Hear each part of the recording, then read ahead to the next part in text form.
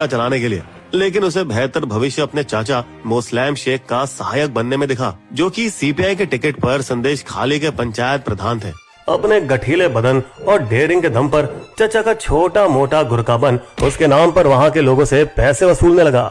लेकिन 2011 के विधानसभा चुनाव में जब ममता की टीएमसी ने वामपंथी पार्टी का सफाया कर दिया, तो उसके 2 साल बाद 2013 में शाहजहां ममता के मंत्री ज्योति प्रिय मलिक की शरण में जाकर उनके लाडले सितारे बन गए, जिसने उसे बाहुबली बनाया, पार्टी की संदेश खाली यूनिट की कमान देकर और जिला परिषद का सदस्य बनाकर। दिलचस्प बात है कि पहले तो शाहजहां ने रॉबिनहुड जैसे लोकप्रियता पाने के लिए 200 जवान लड़कों को फोन, काम और बाइक देकर अपनी कोबरा गैंग बनाई, जो गैंग दिन ढल जाने के बाद इकट्ठा होकर बाइक स्टंट करती, जिसमें हमारे हट्टे कट्टे बाहुबली जानबूझकर अपनी शर्ट इतनी छोटी पहनते थे कि अंदर छिपे 3 घोड़े सारी जनता को दिखाई देती थी, और ये दिखावा करते थे कि वे लोगों के दुख सुख के साथी हैं, गाँव की शादियाँ और अंतिम संस्कार में शामिल होकर।